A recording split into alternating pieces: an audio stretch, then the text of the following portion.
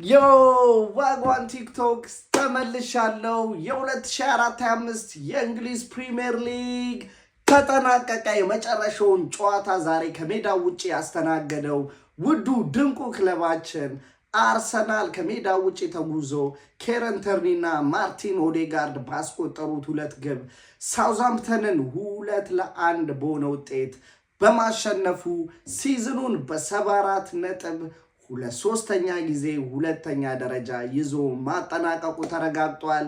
ሊቨርፑል በ84 ነጥብ የሊጉ ሻምፒዮንን መሆናቸውን አረጋግጠው በደጋፊዎቻቸው ፊት ደስታቸውን ዋንጫውን በመሳም ገልጸዋል ማለት ነው።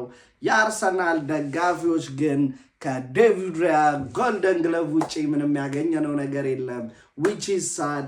ነገር ግን በስንት ኢሞሽኖች ውስጥ ሆነን በስሜት ውጣ ወረድ ውስጥ ሆነን ስንከታተለው የነበረው የ2024-25 የእንግሊዝ ፕሪሚየር ሊግ ተጠናቋል። ሲዝኑን እንደነገርኳችሁ እኔ ሬት ሳረገው 5 ሰጠዋለሁ። የእናንተ ለአርሰናል የዚህ ሲዝን ስንት ይገባዋል ብላችሁ ታስባላችሁ?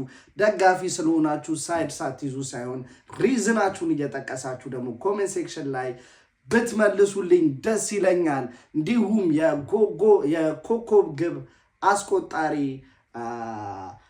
መሐመድ ሳላህ ማሸነፍ ችሏል። እንዲሁም ሊቨርፑልና አርሰናልን ተከትለው ቻምፒዮንስ ሊግ ለመግባት ቶፕ 5 የነበረው ውድድር ደግሞ ማንቸስተር ሲቲ፣ ቼልሲ፣ ኒውካስትል ከ3 እስከ 5 ያለውን ቦታ በመያዝ ማጠናቀቃቸውን እንዲሁም ቻምፒዮንስ ሊግ ኳሊፋይ ማድረጋቸውን አረጋግጠዋል። እንዲሁም ስፐርስ 6ኛው ቲም ነው።